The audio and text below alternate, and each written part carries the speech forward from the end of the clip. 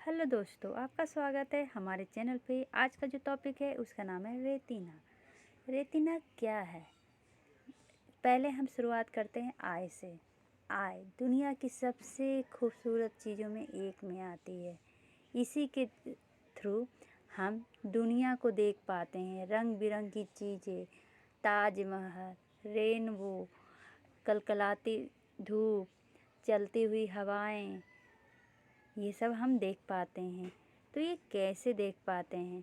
ये रेटिना के थ्रू देख पाते हैं। रेटिना एक आई का सबसे इनर मोस्ट लेयर है। मतलब 3 लेयर होता है आई का। सबसे बाहर स्क्लेरा, फिर कोरोइड और सबसे अंदर में रेटिना होता है। इसी रेटिना पे इमेज का फॉर्मेशन होता है और उसके थ्रू हम इमेज को देख पाते हैं, किसी भी चीज़ों को देख पाते हैं। ठीक है। तो जब रेटिना की बात करें तो ये क्या है? इनर लेयर ऑफ द आई है, जिसके 2 पार्ट होते हैं। ठीक है। तो सबसे पहले रेटिना बनाते हैं, जैसे कि हमारा आई बॉल है। ठीक है। दूसरा क्या हो जाएगा? ये आई बॉल का कौन सा पार्ट है? ये आई बॉल का स्क्लेरा और कॉर्निया है। जो हमारा दूसरा लेयर है वो है कौन सा लेयर? तो वो है हमारा, ये है कोराइड लेयर, जो आगे जाके सिलियरी बॉडी का फॉर्मेशन करता है और वो आगे जाके हमारा आइरिस का फॉर्मेशन करता है। बीच में जो स्पेस होता है उसको कहते हैं पुपिल। पुपिल के थ्रू ही क्या होता है? हमारा लाइट इंटर करता है। अब जो सबसे अंदर में लेयर है उसको कहते हैं रेटिना। रेटिना में भी 2 लेयर है। जो लेयर कोराइड के तरफ है उसको कहते हैं रेटिनल पिगमेंटेड इपिथेलियम। कौन सा? Retinal pigmented epithelium. और जो सबसे इनर लेयर है उसको हम कहते हैं न्यूरोनल लेयर ऑफ रेटिना। तो आप सोचते होंगे इसको इनर लेयर क्यों कह रहे हैं? तो इसमें हम जैसे जैसे आई के अंदर जा रहे हैं वैसे वैसे लेयर देख रहे हैं। ठीक है। जैसे जैसे हम स्कल के तरफ जा रहे हैं वैसे वैसे वो बाहर की ओर जा रहा है। तो हमें ये समझ में आ गया कि आई के कितने लेयर होते हैं? 3 लेयर होते हैं। सबसे बाहर वाला स्क्लेरा, बीच वाला कोराइड और सबसे अंदर वाला रेटिना। रेटिना भी 2 पार्ट में डिवाइड है। ये जो कोराइड के तरफ है उसको कहते हैं रेटिनल पिगमेंटेड इपिथेलियम और जो बाहर की ओर है उसको कहते हैं क्या? तो न्यूरोनल लेयर ऑफ रेटिना। ठीक है। यहाँ तक समझने में कोई प्रॉब्लम नहीं है। चलिए, रेटिना जो है ना वो सैंडविच होता है। जब इसके लोकेशन की बात करें तो ये कहाँ पर होता है? तो चलिए, इसका लोकेशन ये हमारा क्या था? आईबॉल था। आईबॉल का ये सबसे बाहर वाला लेयर था। इसके बाद क्या आया था? इसके बाद हमारा कोराइड आया था। ठीक है। जो बाद में सिलियली बॉडी बना। ठीक है। सिलियली बॉडी से डिस्क बनाया। ठीक है। इसके बाद कौन सा आया? रेटिना आया। तो जो ये बीच में स्पेस है ये क्या है? ये जो बीच में स्पेस है इसको कहते हैं विट्रस ह्यूमर। क्या? Vitreous humour. और जो ये बाहर में स्पेस है इसको कहते हैं एक्वस ह्यूमर। तो अगर हम रेटिना का लोकेशन देखें तो इसके आगे में क्या है? विट्रस ह्यूमर है और पीछे में क्या है? कोराइड है। तो हमारा रेटिना विट्रस ह्यूमर और कोराइड के बीच में प्रेजेंट होता है। ठीक है। जैसे जैसे हम रेटिना के अंदर जाते जाएंगे हमें मिलेगा light sensitive part of retina, जो टर्मिनेट होता है एक पॉइंट पे, जिसको हम क्या कहते हैं? ओरा सिराता। चलिए, ओरा सिराता के बारे में जानते हैं। जैसे कि देखिए, यह हमारा क्या हो गया? ये हमारा स्क्लेरा है। फिर उसके बाद आ जाएगा क्या? तो हमारा आ जाएगा कोराइड, फिर सिलियली बॉडी और ये फिर आइरिस।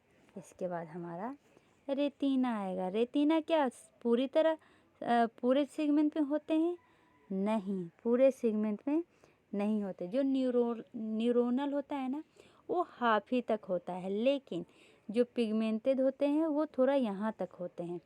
तो जहाँ पे न्यूरोनल इंद होता है वहाँ पर एक इस तरह का स्ट्रक्चर देखने को मिलेगा। इसी स्ट्रक्चर को हम ओरा सिरेता कहते हैं। इसको क्या कहते हैं? ओरा सिरेता। तो ये ओरा सिरेता क्या है? तो ये एक ये रेटिना का इंडिंग पॉइंट है जहाँ पे टर्मिनेट होता है। कौन सा? तो मेनली रेन्यूलर। ठीक है। सिरेता का जो जंक्शन होता है ना, वो रेटिना और सिलियरी बॉडी के बीच में होता है। ये जंक्शन मार्क करता है कि ये मेनली ट्रांजिशन होता है कहाँ से कहाँ तक? Simple null photosensitive area of the ciliary body से लेके complex multi layer photosynthesis layer of retina. कह रहा है कि जो सिलियरी बॉडी है ना, वो हमारा सिंपल है, उसमें कोई भी फोटोसेंसिटिव एरिया नहीं है। वहाँ से लेके जहाँ पर रेटिना का जो न्यूरल एरिया ख़त्म होता है वहाँ तक हमारा ये जो ओरा सिलेता होता है वो फैला होता है।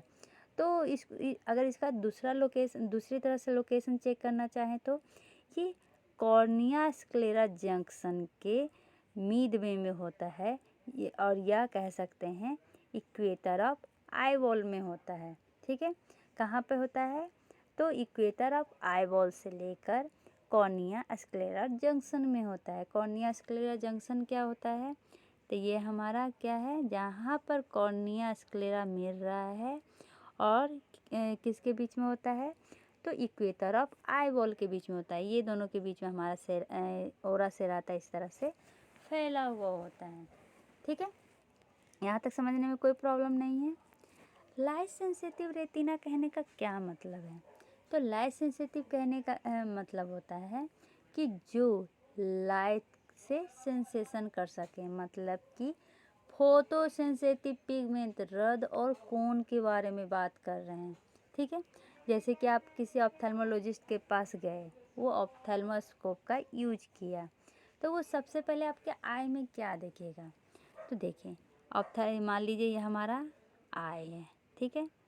ये देखेंगे तो हम पुपिल में ही ना, तो यहाँ पर हम एक डिवाइस यूज किए, तो सबसे पहले जो सबसे पीछे में दिखेगा वो क्या रहेगा? वो रहेगा ऑकुलर फंडस। ऑकुलर फंडस क्या है? ये पार्ट ऑफ पोस्टीरियर रेटिना और ऑप्टिक डिस्क है। मतलब कि सबसे पहले जो दिखेगा उसको कहते हैं फंडस। ये फंडस क्या है? जैसे कि हमारा रेटिना है ना, तो रेटिना का ये पोस्टीरियर पार्ट है, इसी में क्या दिखेगा? यहाँ पर से ऑप्टिक डिस्क जा रहा है। ठीक है। यहाँ तक समझने में कोई प्रॉब्लम नहीं है। अब आते हैं पिगमेंटेड एपिथेलियल लेयर में।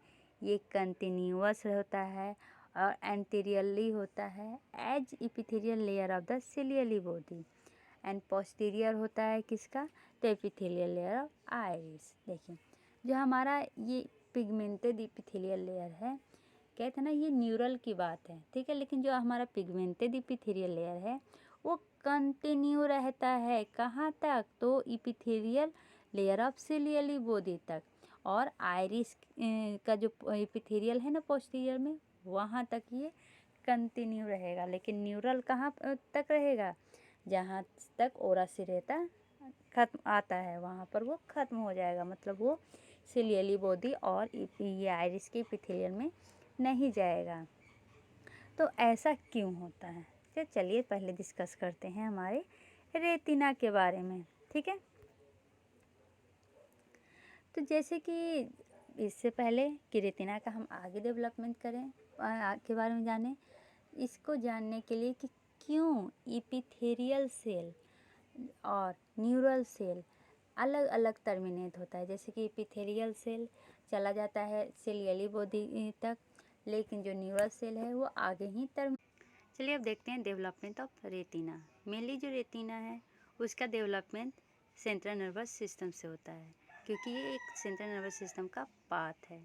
ये एक ऐसा पार्ट है सेंट्रल नर्वस सिस्टम का जिसको हम एक्सटर्नली देख सकते हैं। तो जब सेंट्रल नर्वस सिस्टम का डेवलपमेंट हो रहा था, तो सेंट्रल नर्वस सिस्टम का डेवलपमेंट कैसे होता है? जितने भी एक्टोडर्म हैं वो ठीक होके बनाते हैं पहले न्यूरल प्लेट, उसके बाद उससे रीज बनता है, रीज से फिर न्यूरल फोल्डिंग होती है, ग्रूव बनता है, ग्रूव फ्यूज करते हैं एक दूसरे के साथ, और फिर न्यूरल ट्यूब का फॉर्मेशन होता है।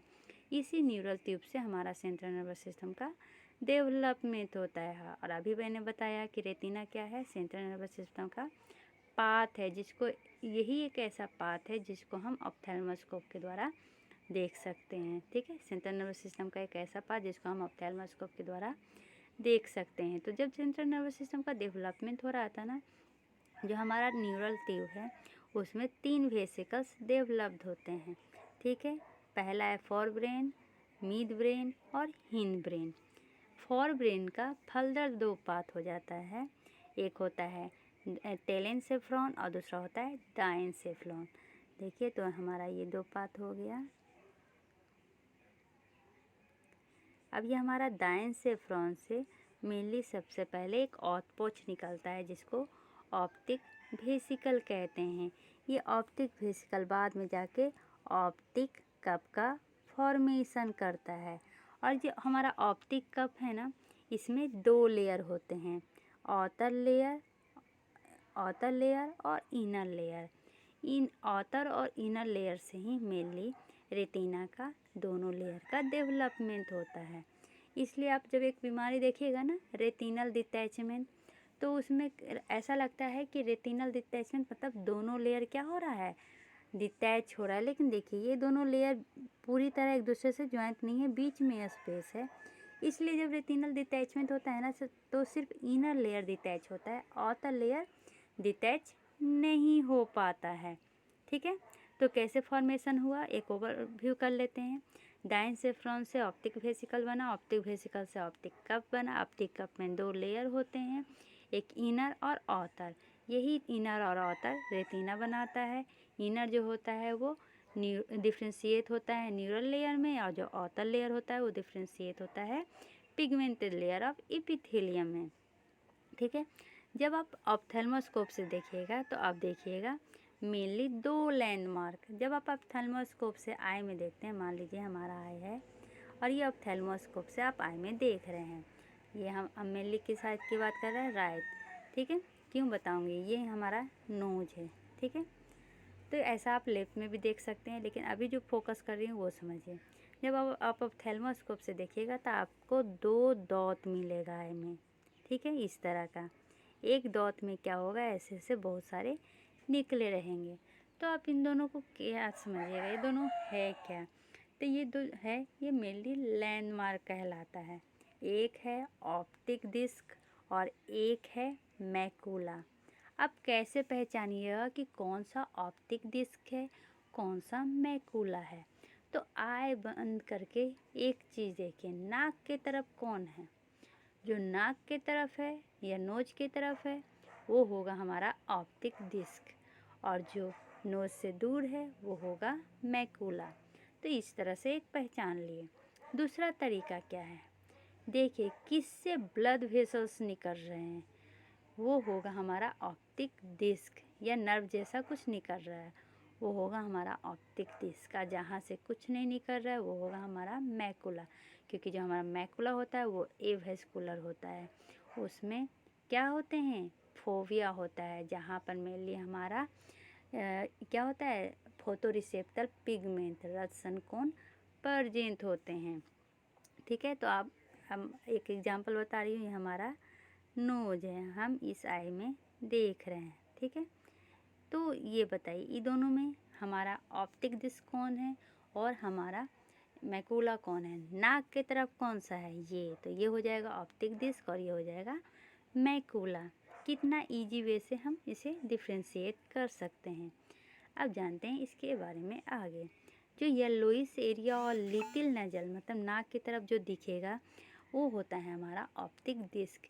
नाक के तरफ कितनी दूरी रहती है, तो दोनों के बीच में 3 mm की दूरी रहती है। ठीक है, और ये प्रेजेंट कहाँ होता है, तब पोस्टीरियर पार्ट ऑफ फंडस में।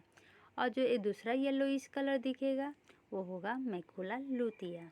ठीक है, सेंटर ऑफ मैकुला लुटिया देखिए ये था, ये हमारा हो गया क्या, ऑप्टिक डिस्क, और ये हो गया मैकुला लुटिया। मैकुला लुटिया में बीच में एक डिप्रेशन होता है जिसको हम क्या कहते हैं, फोविया। इसी में मैक्सिमम विजुअल एक्यूटी प्रेजेंट होता है। ठीक है।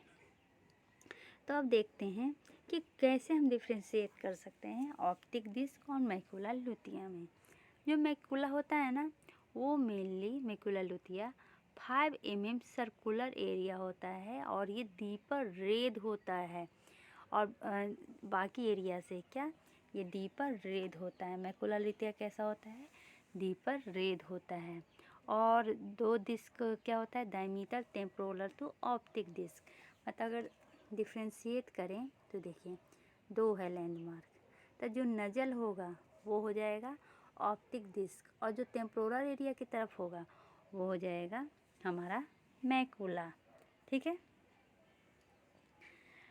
तो इसको हम दूसरा नाम और क्या क्या कह सकते हैं मैकुला लुटिया को, तो area of centralis, yellow spot, central retina या पोस्टीरियर पोल भी कहा जाता है। ठीक है। ये ऐसे सर्व करता है सेंट्रल 15 से 20 डिग्री ऑफ विजुअल फील्ड। कितना, तो 15 से 20 डिग्री। इसका फंक्शन क्या है, तो ये लाइट को करता है, लाइट को क्या कहते हैं, फोटोट्रोपिक कलर विजन है ये। ठीक है। इसके बीच में क्या है, एक डार्क अपीयरेंस आपको दिखेगा क्योंकि वहाँ पे बहुत सारे पिगमेंटेशन प्रेजेंट होते हैं और वहाँ पे रेटिना वेसल नहीं होता है। उस एरिया को क्या कहते हैं, फोविया। मैकुला मेनली डेवलप्ड होता है ऑप्टिक डिस्क से। तो इसका 2 लेयर होता है, इनर और आउटर। अभी बताए, इनर लेयर को न्यूरोसेंसरी रेटिना कहते हैं और आउटर लेयर को क्या कहते हैं, रिसेप्टर पिगमेंटेड एपिथेलियम कहते हैं। ठीक है। जो रेटिना का डेवलपमेंट होता है ना, वो स्टार्ट होता है 6 वीक में, लेकिन जो हमारा मैकुला का डेवलपमेंट होता है वो डिले हो जाता है और वो स्टार्ट होता है, स्टार्ट होना 8 मंथ से स्टार्ट होता है उसका डेवलपमेंट। ठीक है। और उसके बाद बर्थ के कुछ महीनों के बाद ये पूरी तरह डेवलप्ड होता है। अभी जो हमारा मैकुला लुटिया होता है ना, वो कुछ पार्ट में डिवाइड होता है। ठीक है। तो चलिए पहले वो पार्ट देखते हैं। जो सबसे बीच वाला डिप्रेशन होता है उसको हम फोवियोला कहते हैं। थोड़ा सा दूर का एरिया को फोविया कहते हैं। ये जो फोवियोला है ना, इसमें सिर्फ कोन सेल प्रेजेंट होता है और फोविया में भी कोन सेल प्रेजेंट होता है। लेकिन जो फोविया है ना, वो शार्पेस्ट एक्यूटी कहलाता है। थोड़ा सा उसके ऊपर ये जो है वो हो जाएगा पाराफोविया। इसमें मेनली हमारा जो कोन सेल और रॉड सेल दोनों मिक्स होता है। इससे ऊपर हो जाएगा वो हो जाएगा पेरीफोविया एरिया। यहाँ पर मेनली पेरीफेरल एरिया में रॉड सेल प्रेजेंट होते हैं। ठीक है। और ये सबको हम क्या कहते हैं, मैकुला कहते हैं। तो जो हमारा फोविया है उसको अगर हम 1 डिग्री मान लें, तब ये जो फोवियोला है अगर उसको हम 1 डिग्री मान लें, तो फोविया क्या हो जाएगा, 5 डिग्री पे है। पाराफोविया 8 डिग्री पे है और पेरीफोविया 18 डिग्री पे है। और सब मिला के क्या कहते हैं इसको, मैकुला लुटिया कहते हैं। ठीक है। यहाँ तक समझने में कोई प्रॉब्लम नहीं है। ये जो पिक्चर था वो मैंने गूगल से लिया था।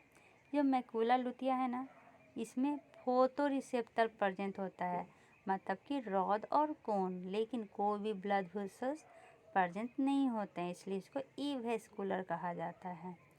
ऑप्टिक डिस्क, ये ऐसा पॉइंट होता है जहाँ पर मेनली गैंग्लियन सेल क्या करते हैं, एग्जिट करते हैं।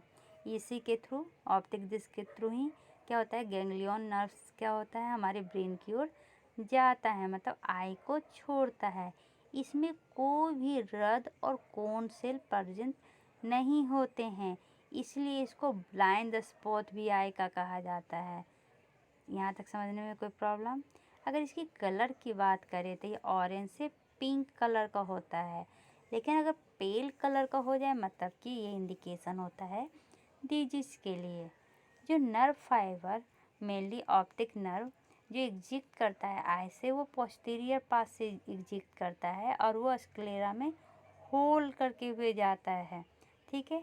और ये मेनली वहाँ पर एक मेस लाइक स्ट्रक्चर बनाता है जिसको क्या कहते हैं, लेमिना क्रिबोर्सा। देखिए स्ट्रक्चर बताती हूँ। देखिए हम तो इस तरह से बनाते हैं ना, लेकिन मेनली हमारा आईबॉल इस तरह का नहीं होता है, हमारा आईबॉल होता है इस तरह का। यहाँ से मेनली हमारा इसको ऑप्टिक नर्व यहाँ से जाता है। तो जो ये वाला स्ट्रक्चर है ना, उसी को हम कहते हैं लेमिना क्राइबोसा। ठीक है, ये मेनली मल्टी लेयर से बना होता है। किसका? तो कोलाजन फाइबर का। और इंसल्ट होता है किस में? तो स्क्लेरल कैनाल के वॉल में। ठीक है, जो हमारा ऑप्टिक नर्व है वो माइलिनेटेड होता है किसके द्वारा? ओलिगोडेंड्रॉन, ना कि स्क्वेवन सेल। देखिए, ये जो ऑप्टिक नर्व है ये क्या है? हमारा सेंट्रल नर्वस सिस्टम का पार्ट है। जो भी सेंट्रल नर्वस सिस्टम का पार्ट होता है वो ओलिगोडेंड्रॉन से माइलिनेटेड होता है। जो स्पाइनल पार्ट होता है वो स्क्वेवन सेल से माइलिनेटेड होता है। इसलिए ये भी एक प्रूफ है कि जो हमारा ऑप्टिक नर्व है या जो ऑप्टिक डिस्क है वो क्या है? डेराइव हुआ है हमारा सेंट्रल नर्वस सिस्टम से, क्योंकि ये माइलिनेटेड होता है हमारा ओलिगोडेंड्रॉन से। ठीक है, यह स्ट्रक्चर मैंने पहले ही समझा दिया था। 2 लैंडमार्क होते हैं हमारे आई में, एक होता है मैकुला, दूसरा होता है क्या? Optic disc. ऑप्टिक डिस्क में बहुत सारे नर्व आपको निकलते हुए दिखेंगे, मैकुला में कोई भी नर्व नहीं होगा। और ये प्रेजेंट कहाँ होता है हमारा ऑप्टिक डिस्क? सुपीरियर ये मेनली जो ये जो आते हैं नर्व फाइबर्स, ये सब ये आते हैं हमारे सुपीरियर टेम्पोरल ब्रांच से या सुपीरियर नसल ब्रांच से।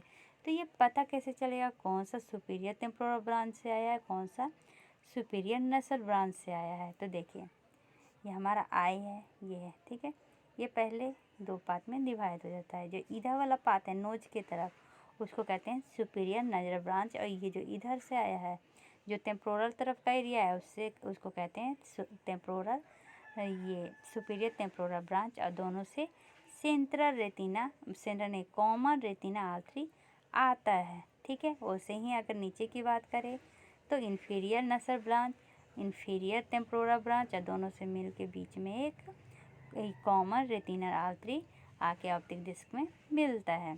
ठीक है, आउटर पार्ट ऑफ जो रेटिना है ना, वो मेनली रिसीव करता है ब्लड कहाँ से? कोलाइड कैपिलरी से। किसके थ्रू? तो डिफ्यूजन के थ्रू। जैसे कि हमारा ये आई का 3 लेयर था। ठीक है, मान लीजिए पहला लेयर हो गया, ये दूसरा लेयर हो गया, और ये तीसरा लेयर हो गया। ठीक है, तो हमारा कोराइड में क्या होता है? कोराइड आर्टरी होते हैं। और हमें पता है कि रेटिना में ब्लड वेसल्स नहीं होता है। तो ये कहाँ से रिसीव करता है? ये रिसीव करता है डिफ्यूजन के थ्रू कोराइड से। ठीक है, यहाँ तक समझने में कोई प्रॉब्लम नहीं है। अब जो इनर, ये किसकी बात कर रहे हैं? आउटर पार्ट की, जो पिगमेंटेड पार्ट है। लेकिन जो न्यूरल पार्ट है, इनर लिगामेंट, वो किससे रिसीव करता है ब्लड? तो वो सेंट्रल रेटिनल आर्टरी से। ठीक है, अगर कोई पूछेगा हाईएस्ट कंसंट्रेशन ऑफ कौन कहाँ होता है? तो फोविया में। ठीक है, ऑप्टिक डिस्क और फोविया में क्या डिफरेंस है? ऑप्टिक डिस्क ज़्यादा नेसल होता है, अभी स्टार्टिंग से बता रही हूँ। फोविया सेंट्रल होता है, लेकिन इंफीरियर लेटरल होता है ऑप्टिक डिस्क का। ठीक है, जो ऑप्टिक डिस्क है वो 1.5 mm का होता है, पेल कलर का होता है। लेकिन जो फोविया है वो 5 से 6 mm का होता है और येलोइश कलर का है। ऑप्टिक डिस्क वेस्कुलर होता है, फोविया ए वेस्कुलर होता है। सॉरी, ए लिखना भूल गए। ठीक है, ऑप्टिक डिस्क डिप्रेशन किसका होता है? मैकुला लुटिया का होता है। ठीक है, सॉरी,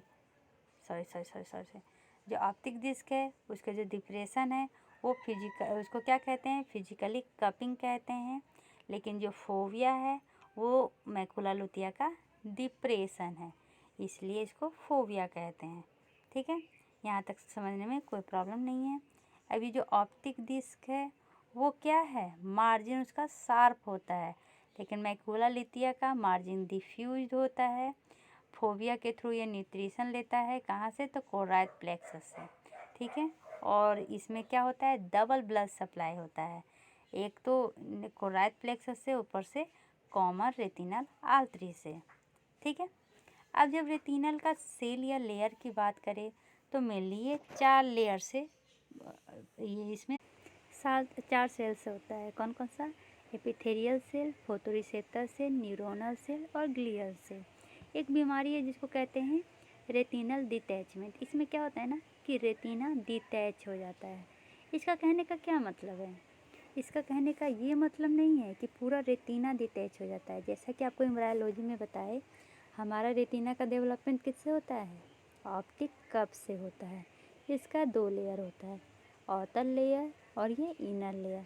आउटर लेयर में मेनली हमारा एपिथेलियल सेल होते हैं, ठीक है, और इनर लेयर में मेनली 9 लेयर्स होता है, जिसमें हमारा आर बी जी आता है। आर से रिसेप्टर सेल, ठीक है, बी से बाइपोलर सेल, जी से ग्लियर सेल, ठीक है।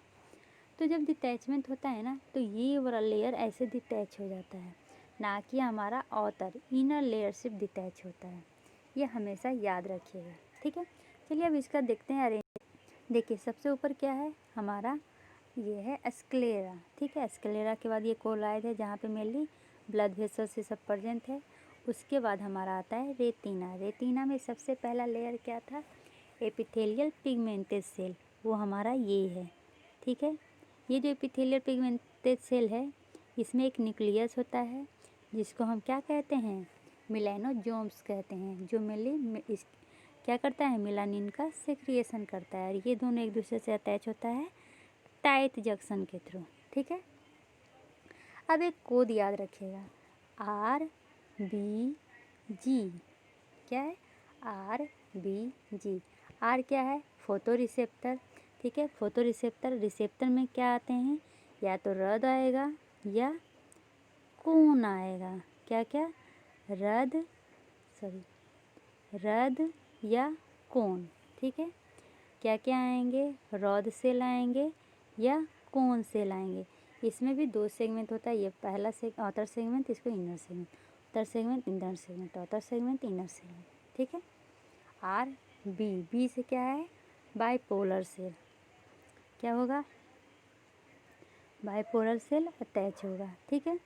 तो जो रद है ना, इससे एक बाइपोलर सेल अटैच होता है, ठीक है। लेकिन कोन से एक बाइपोलर सेल अटैच होता है, रद से बहुत सारे रद एक बाइपोलर सेल में अटैच होते हैं। इसका भी एक क्लिनिकल रीजन है, ये मैं आगे जाके बताऊंगी। जी, गैंग्लियन, इससे गैंग्लियन अटैच होता है, ठीक है। इस तरह से ये अरेंज रहता है, चारों लेयर। समझ में आ गया? ठीक है।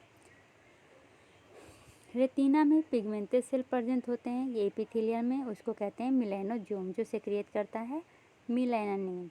फोटो रिसेप्टर में कौन आता है? रद और कोन, जो मेनली क्या काम करता है? इलेक्ट्रोमैग्नेटिक वेव को इलेक्ट्रोकेमिकल में चेंज करता है, ताकि वो बाद में न्यूरल इम्पल्स कर सके। रॉड में बहुत सारे क्या होते हैं? विजुअल पिगमेंट होते हैं, जिसको हम कहते हैं रोडोप्सिन। क्या? रोडोप्सिन। जो सिनेप्टिक टर्मिनल होता है ना रद का, जैसे कि देखिए ये हमारा क्या हो गया? रॉड हो गया। इसका जो सिनेप्टिक टर्मिनल है, इसको हम कहते हैं एस्पिर्यूल्स। देखिए इसका रद का जो टर्मिनल होता है ना, रॉड मेनली इस तरह का बना होता है, और यहाँ पे न्यूक्लियस भी होता है। इस टर्मिनल को हम कहते हैं एस्पिर्यूल्स। और जो कोन का टर्मिनल होता है, उसको हम कहते हैं क्या कहते हैं उसको? पेडिकल्स। तो जैसे कि यहाँ हमारा क्या है? कोन है, ठीक है। कोन में ये लास्ट में इस तरह से बना होगा, इसी को लास्ट वाले पार्ट को हम क्या कहेंगे?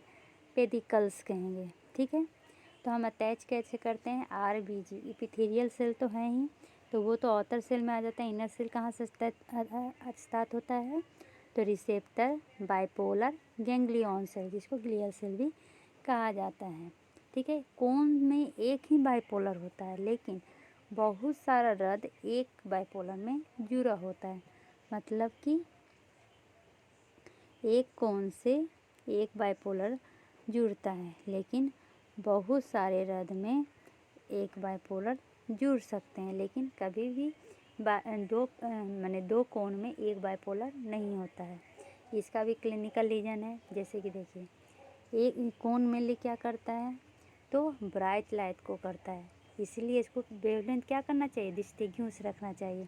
तो अगर मान लीजिए कि रद है, रद क्या में काम करता है? डीम लाइट में, इसे ब्लैक एंड वाइट देता है। तो अगर मान लीजिए कि बहुत सारा फ्रीक्वेंसी आ रहा है और जैसे कि फ्रीक्वेंसी कम आया, ठीक है, और वो रद में गया, ये बाद में जाके एक से मिला, ठीक है, तो ये क्या हो जाएंगे, एक दूसरे से मिल जाएंगे, कलर डिफ्रेंशिएट नहीं हो पाएगा। इसलिए कलर डिफ्रेंशिएशन के लिए एक कोण को एक बाइपोलर से मिलना बहुत ज़रूरी है, ठीक है। तो इसका एक अलग ही फ़ायदा है कि ये रद कोण का, बहुत सारा रद कोण का एक बाइपोलर से जुड़ना। क्या फ़ायदा है कि लो लाइट में को भी क्या करता है, कैप्चर कर लेता है। मतलब जब हम अंधेरा में रहते हैं तो हमारा कौन सेल कभी एक्टिवेट होता है, नहीं, उसमें रद सेल। लो इल्यूमिनेशन में भी हमारा रद क्या करता है, बहुत सारा रद मिलके वो लाइट सिग्नल भेजता है, ठीक है। तो इसलिए हम अंधेरे में भी देख पाते हैं। लेकिन क्या हम उसका कलर, कौन कलर का साड़ी पहनी हुई है, कौन कलर का लिपस्टिक लगाए, डिफ्रेंशिएट कर पाते हैं? नहीं। वो कब करते हैं, जब लाइट आता है। तो लाइट आता है इसका मतलब कि हाई इल्यूमिनेशन पे हमारा कोन एक्टिव होता है, और कोन मेनली एक ही बाइपोलर से जुड़ा रहता है और वो एक ही गैंग्लिया से जुड़ा रहता है, ताकि उसमें वेवलेंथ में डिस्टर्बेंस ना हो और हम जो जैसा कलर है उसी कलर को देख सकें, ठीक है। द प्रोसेस ऑफ बाइपोलर, जो बाइपोलर कनेक्ट होता है रद और कोन से, वो कैसे बिहेव करता है, डेंड्राइट की तरह बिहेव करता है। और जो बाइपोलर का जो प्रोसेस है वो मेनली कनेक्ट होता है एक दूसरे से गैंग्लियन से। तो आरबीजी तो बता ही दिया था, ठीक है। आरबीजी में जो रिसेप्टर सेल और बाइपोलर सेल है ना, वो प्रोड्यूस करते हैं ग्रेडियंट पोटेंशियल, लेकिन जो गैंग्लियन सेल है वो एक्शन पोटेंशियल प्रोड्यूस करते हैं। हमेशा याद रखिएगा, आरबीजी, आरबी क्या प्रोड्यूस करता है, ग्रेडियंट पोटेंशियल, लेकिन गैंग्लियन क्या प्रोड्यूस करता है, एक्शन पोटेंशियल, ठीक है। मेन आउटपुट जो होता है ना, वो गैंग्लियन द्वारा भेजा जाता है सेंट्रल नर्वस सिस्टम में। जो फ्लो ऑफ सिग्नल होता है ना आउटर से इनर रेटिना में, वो रेडियली होता है, और जो हमारा ऑप्टिक नर्व है उसमें ही ये एक्सॉन ऑफ गैंग्लियन सेल होते हैं, ठीक है। अब दो टर्म आपको देखने को मिलेगा, इनर प्लेक्सीफॉर्म लेयर और आउटर प्लेक्सीफॉर्म लेयर। अब ये इनर प्लेक्सीफॉर्म लेयर क्या है, आउटर प्लेक्सीफॉर्म लेयर क्या है, तो मेनली कनेक्शन विथ बाइपोलर और गैंग्लियन सेल को क्या कहते हैं, इनर प्लेक्सीफॉर्म लेयर कहते हैं, जो क्रॉस लिंक किया जाता है किसके द्वारा, एमाक्राइन के द्वारा, ठीक है। अभी बताती हूँ, ये सारे पिक्चर अभी समझाऊंगी। आउटर प्लेक्सीफॉर्म लिंक होता है जो मेनली फोटो रिसेप्टर और बाइपोलर को कनेक्ट करता है, और इसमें हॉरिजेंटल सेल क्या करता है, इसको क्रॉस लिंक करता है, ठीक है। तो ये याद रखिएगा। एक और कोड है, अभी तक क्या बताया, आरबीजी, ठीक है। अब एक कोड याद रखिएगा, एचएआई, मतलब हमने दो कोड याद रखा, आरबीजी, एचएआई। अब ये एचएआई क्या है, हॉरिजेंटल सेल, एमाक्राइन सेल और इंटरप्लेक्सीफॉर्म सेल, ठीक है। तो जो ये हॉरिजेंटल सेल और एमाक्राइन सेल है, ये मेनली इंफॉर्मेशन को लेटरल साइड में ले जाता है, और जो इंटरप्लेक्सीफॉर्म सेल है वो क्या करता है, जो है इंफॉर्मेशन को उसको रिवर्स डायरेक्शन में भेजता है, ठीक है। तो चलिए पहले इसको समझ लेते हैं। देखिए ये हमारा पिक्चर है, ठीक है।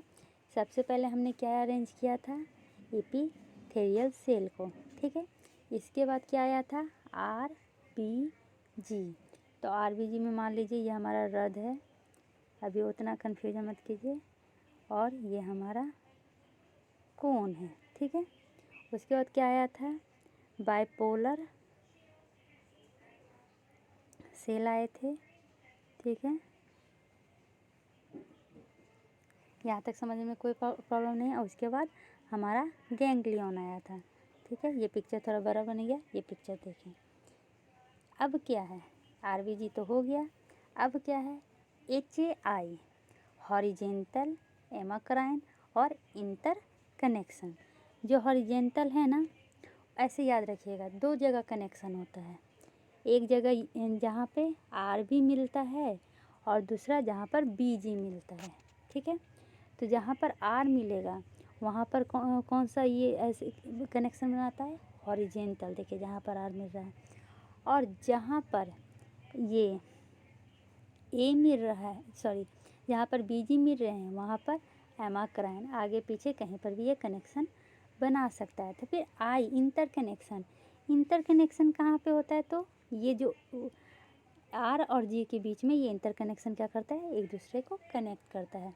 तो कितना ईजी हो गया, आर बी जी, बी और ये आर और बी को कनेक्ट करेगा एच, बी और जी को कनेक्ट करेगा ए और यहाँ पर आर और जी को कनेक्ट करेगा हमारा आई।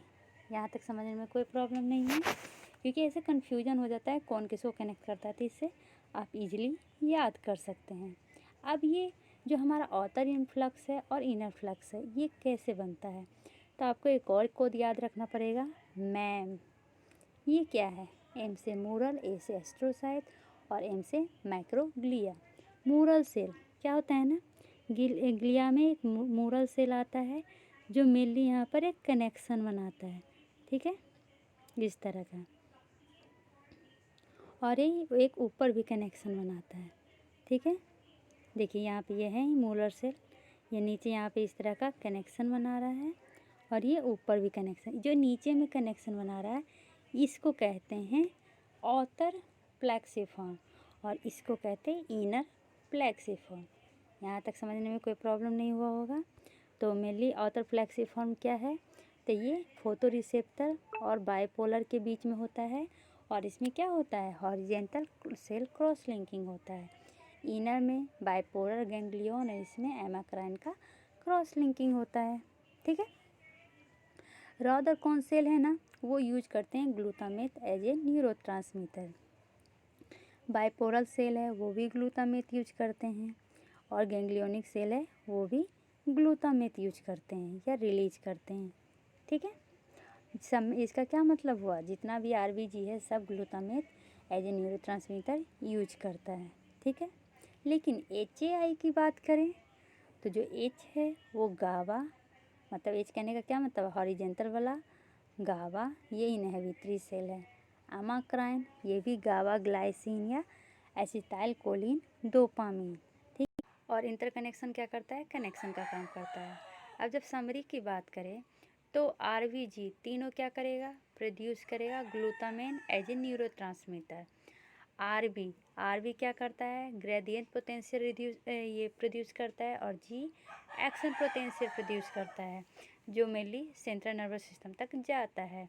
हाई क्या है? तीनों इंटरकनेक्शन का काम करता है। और बीच में एक सेल देखे थे मैम, एम से क्या था? मूरल सेल, ए से एमाक्राइन और एम से क्या था? माइक्रोग्लिया।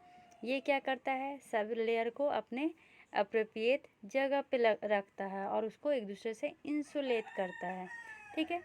तो सबसे पहले क्या है? मूरल सेल ये भी एक टाइप ऑफ ग्लियल सेल है जो रद और कोन को अपने जगह पे रखता है, लेमिना बनाता है, ठीक है, जिसके किसके द्वारा? तो जो ना एडहेरेंस के द्वारा प्रिवेंट करता है इंटर फोटोरिसेप्टर को एक दूसरे के पास जाने के लिए, ठीक है। कैसे? तो औतर लिमिटिंग लेमिना बना के, ठीक है। और फिर ये क्या करता है? विट्रस ह्यूमर के पास भी जाता है और वहाँ पर भी ये प्रिवेंट करता है इनर लिमिटिंग लेमिना बना के। Inner limiting lamina mural plus foot plate दोनों को मिला के होता है। इस तरह से हम कह सकते हैं ना कि ये जो मूरल सेल है ये फ्रेमवर्क की तरह काम करता है। अब आते हैं लास्ट 10 लेयर के बारे में। तो ये 10 लेयर है, इसका निमोनिक्स बनाए हैं। निमोनिक्स मेलिनेट से लिया गया है। निमोनिक्स में क्या है? जैसे कि आप एक कहानी समझिए, ठीक है। आजकल के बच्चे सिर्फ कुछ भी बीमारी हो तो वो क्या करने जाते हैं? ऑप्थेल्मोलॉजिस्ट के पास जाते हैं। तो इसका क्या हो जाएगा? इन न्यू जनरेशन, ठीक है, in new generation it is the only ophthalmologist who examine patient retina. माने इस जनरेशन में ओनली ऑप्थेल्मोलॉजिस्ट हैं जो एग्जामिन करते हैं पेशेंट रेटिना को, ठीक है। तो ये मेनली क्या है? हमारा इनसाइड से आउटसाइड है, ठीक है। देखिए ये जो रेटिनल पिगमेंट एपिथेलियम है ये सबसे बाहर में रहता है, फिर फोटो रिसेप्टर, फिर एक और ट्रिक से याद कर सकते हैं। ये दोनों तो आपको ऐसे भी याद रहेगा क्योंकि आर बी जी था, ठीक है। तो ऐसे याद कर सकते हैं। सबसे बाहर में क्या था, रेटिनल पिगमेंट एपिथेलियम था, फिर फोटो रिसेप्टर। अब हम बाहर से अंदर जा रहे हैं ना, external limiting agent, outer nuclear layer, outer plexiform layer, inner nuclear membrane, inner plexiform, फिर गैंग्लियन पहुंच गया। गैंग्लियन के बाद क्या आता है, नर्व फाइबर, और फिर इनर लिमिटिंग मेम्ब्रेन। इस तरह से भी आप याद कर सकते हैं, नहीं तो फिर वो कोड तो दिया हुआ ही है। ये क्या है, आउटसाइड है और ये इनसाइड है, ये हमेशा याद रखिएगा। ये क्वेश्चन में बहुत बार आता है। आशा है आपको रेटिना का एनाटॉमी अच्छे से समझ में आ गया होगा। अगर आ गया तो लाइक और सब्सक्राइब करना ना भूलें। धन्यवाद।